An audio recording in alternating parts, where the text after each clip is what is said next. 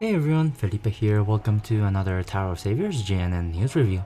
This week we have a very exciting announcement about a new crossover event in the game. We're finally going to get the crossover that Matt had announced all the way back in TGS, Hikaru no Go. I'm going to be doing something different this week and making this video a little bit more summarized so that I can hopefully not take that long. So without further ado, let's take a look at this week's GNN news. On Monday, July 3rd, we will be getting the new crossover event, which will include 7 Diamond Seal characters, and the jackpot cards this time will be Fujiwara Sai, the Greatest Showdown Hikaru, Hikaru Shindo, and the eternal rival Akira Toya. As always, every new collaboration has a collaboration-specific team skill, and this time is no exception. This archetypal team skill is very Go-themed and has some interesting effects. For every member in this collab in your team, you will get 1 black and 1 white stone special rune. By dissolving runes in these positions, you will get extra combo and extra EX combos respectively. These positions are going to be integral to a Hikaru no Go gameplay because it allows you to get extra damage as well as cooldown reduction and damage reduction. I can say that this gameplay is going to require more attention because you do need to aim to dissolve the same number of white stones and black stones every round in order to get most of your benefits. The good news is that even if you mess up, you can still get partial bonuses if you dissolve a different number of white and black stones. Now moving on to the meat and potatoes of this GNN, which is going to be the jackpot cards. First we have Fujiwara Sai. He is a water god, and his leader skill has a maximum multiplier of 101 times attack and 2.2 times HP and recovery multipliers. The good thing about this leader skill is that it is simple and the conditions to reach your maximum damage output is very simple. For his team skills, we have the staples of jackpot cards: Runestone movement time extension, burning and sticky ignore, Runestone possession effect, as well as stat bonuses for certain characters of the Hikaru no Go archetype. He also has more damage multipliers and utility to ignore fixed and puzzle shield. However, the most interesting part of his team skill is going to definitely be his gameplay. By starting your movement with a dark rune, you can ignore basically all type of board debuffs. And by starting movement from a character rune, you get a single dissolve of that character's attribute, which in my opinion is amazing and also helps you achieve the conditions to reach your maximum damage output. He also has his intimidation team skill that is activating by using your active skills. This will basically increase the damage taken by the enemy depending on how many stacks you have. And in my opinion, this is kind of funny and an interesting mechanic to add, but I'm not complaining about any damage increases. I think he is going to be a good leader with good damage output and an interesting gameplay style. I do wish that he would be a dark attribute instead of water because his passive skill is the most useful when you start moving using a dark attributive character rune. And there's no dark attributed cards in this Diamond Seal. Also, he should be dark because he's a ghost, but that's just my opinion. Moving on to his active skill, we have a CD7 active skill with a lot of utility. It snipes, it increases combo count, it increases Hikaru no Go damage, helps ignore equal combo shield and anti-runestone shield. Not only that, provides guaranteed sky drop, which also increases your combos and your damage. All in all, it is a very good active skill that synergizes well with his playstyle, but will also be very useful as a member in the future. He also has a couple of bonding skills that increase your combo count if you dissolve his character rune in the first batch, which is actually pretty useful considering that his playstyle does focus on character runes and single dissolve team skills. Next, we have the light human strongest showdown Hikaru Shindo. His leader skill has a maximum damage output of 80 times damage multiplier and a 2 times HP and recovery multipliers. His baseline leader skill also includes runestone possession effects as well as the ability to ignore dual, trio, quartet, and quintet elemental shield, which is very nice to have in a leader skill because it allows you to be used as an ally, and it is a very appealing ally to have that. His team skill has also staples of extra movement time as well as ignoring burning, electrified, and laser, and he also provides stat boosts for your team depending on the characters you bring. However, the most interesting part of his team skill is going to be his reliance on light runes to dish out more damage and get various benefits. This is because light runes can be dissolved singly in the first batch, and by doing so you get more damage, more combos, as well as utility to break several enemy shields. There is also a special mechanic that will allow you to generate more light runes for your next round. What's more, if you run a Toya as an ally, you also get a single dissolve for earth runes, and having both light and earth runes being single dissolved is going to make for some very fun playstyle. Overall, he is also going to be a pretty good leader with a good damage output and a fun playstyle. However, he does have some very apparent weaknesses that involve his over-reliance on light runes. The biggest one is going to be light block enemies, which will basically render your entire team useless. The second one is going to be combo nullifying and anti-runestone shield. I know you can ignore these types of shields with his team skill, but enemies with this type of skill tend to counterattack with very strong hits if you trigger the combo nullifying or the anti-rune shield, which means that if you're not able to kill them, you will definitely die instead. Another small weakness is that recovery is fully reliant on heart runes, and here's the thing, as long as you have one group of heart runes, you will be able to fully recover your HP because of the large amount of combos from the single dissolve. However, if you do not have any heart runes on the board, you won't be able to recover HP for that round. And foreshadowing in the future, a lot of the non-jackpot cards will get rid of your heart runes, which means that recovery relying on heart runes is going to be a slight weakness.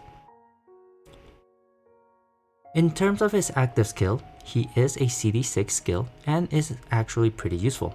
For a Hikaru no Go team, it provides the utility to ignore hypnosis and fatigue, which is more situational but definitely good to have when you encounter those problems. However, the part that I think is the most useful is going to be the neighbor buff of 2.5 damage and initial shield ignore. Because this applies for any team that you run him in. So any team that you put him in will be able to ignore initial shield and get a 2.5 times damage increase. Not only that, this skill can be deactivated at any time, which makes it a very flexible skill as well. Basically, his skill allows you to ignore initial shield while increasing your damage at the same time. However, for teams that have inbuilt initial shield ignore, he will not be that useful because he can be replaced by other buffers that benefit the entire team and not just his neighbors. Next, we have Akira Toya, which is basically an earth version of Hikaru. He has the same leader skill and the same team skills, but instead he ignores Sticky, Tornado, and Death Bomb instead. His leader skill and team skills otherwise are exactly the same as Hikaru with Earth instead of Light. This means that in the same way as Hikaru, he is going to be a good leader with a fun playstyle, but will also be subject to the same weaknesses as Hikaru, but in this case, Earth Block will be his biggest enemy. Their playstyle together, in my opinion, is going to be really fun with the single dissolves, but they still have very apparent weaknesses. The active skill for Toya is very different from Hikaru though. His active skill is actually packed with a lot of utility. He ignores Tornado, black and white zones, he refreshes the board, and increases your combo by 5 for 3 rounds. If you play him in a Hikaru no Go team, he will also allow you to ignore Puzzle Shield and prevent defeat for 1 round. In my opinion, he is going to be an amazing member for Hikaru no Go teams, but a bit more replaceable for other teams in the future. This is because his utility is a bit situational and can be replaced by other cards in the game, and his most efficient use comes in a Hikaru no Go team. Moving on, in terms of the non-jackpot cards, I think they are a little bit underwhelming. Waya, Izumi, and Ochi generate 5 rooms of their attribute and have 2 utility effects. One general one, and one that only activates when the leader is a Hikaru no Go member. Here's the thing though, 5 runes is not a lot, and I know it's 5 because of Go, but practically it is not a lot of runes, and the utility provided by their skills is easily replaced by other cards in the game. The only time they actually become good members is in a Hikaru no Go team because they actually have more utility, and they also get stat boosts from the Jackpot Leader's team skills. Also, Izumi got kinda screwed over because Hikaru and Toya don't really have fire possession effect. Their leader skills only provide runes of possession for water, earth, and light, and Izumi being a fire card will pretty much be screwed over. So even though he launches 18 attacks, they will hit like a wet paper towel because there's no runes to field that attack. Anyways, for the remaining card, Azumi, her skill is also underwhelming because it only generates 10 heart runes with no further utility. As a general member, this skill is pretty trash and I wouldn't recommend putting it in other teams. Her skill though is marginally useful in a Hikaru and Toya team because like I said, they do rely on heart runes to recover a lot. But even then, CD6 for just this type of skill is not really worth the team slot in my opinion. In my opinion, the non-jackpot cards this time are only there to satisfy the condition for a mono Hikaru no Go team and provide some utility for the tailored stages that are definitely going to be released alongside this crossover. There is also a special Dragonware that you should definitely get if you're planning on playing a Hikaru no Go team, since this will provide some stat boost, but most importantly it does provide unconditional 5000 HP recovery, which will be very useful for a Hikaru and Toya team given, like I said before, their reliance on heart runes to recover HP. Next we have the first ultimate stage that will feature Ogata 9Dan, which is going to be the only Dark Hikaru no Go member so far, which it is going to be very useful in a Sai team. Since, like I said before, Sai does benefit from starting movement from a dark attribute character rune. And his active skill is actually not that bad. He provides a burst and a 2-round stun, which is pretty good for a Hikaru no Go team. As a general member though, he might see some use, but I still think he is also replaceable because there are already many human cards that can stun enemies. The collaboration also has an item collecting mission that will allow you to obtain the baby versions of Hikaru and Toya, as well as Hikaru's classmate Akari. In terms of active skills, Hikaru and Toya have pretty good active skills for free cards, and can definitely see some niche play in the future if you need to generate a lot of light or a lot of earth runes respectively. However, if you run a mono Hikaru no Go team and have specific members, you can get an effect clear as well as a fixed board, which is actually really powerful. But man, the way it forces you to play mono Hikaru no Go team and also get specific cards like Sai and Koyotoya to unlock their full potential is pretty bad. Akari is also kinda bad because the whole gimmick of Hikaru no Go teams is the single dissolve. She does have 100% uptime on her skill though, but you end up generating a full enchanted hardboard with a mono Hikaru no Go team, and it basically gets rid of the purpose of first batch single dissolve, which in my opinion is pretty bad. I guess one of the good things that this collab has going for it is going to be this new combination between Sai and young Hikaru, because it does represent part of the anime and the manga, and that makes me a little bit more happy. Not only that, the combination skill is actually pretty good and gives you 5 rounds of time tunnel, which gives you a lot of spinning and recovers your HP, and the resulting combination card is actually pretty powerful as well. After combination, you get a buffed up version of Sai, which is pretty nice.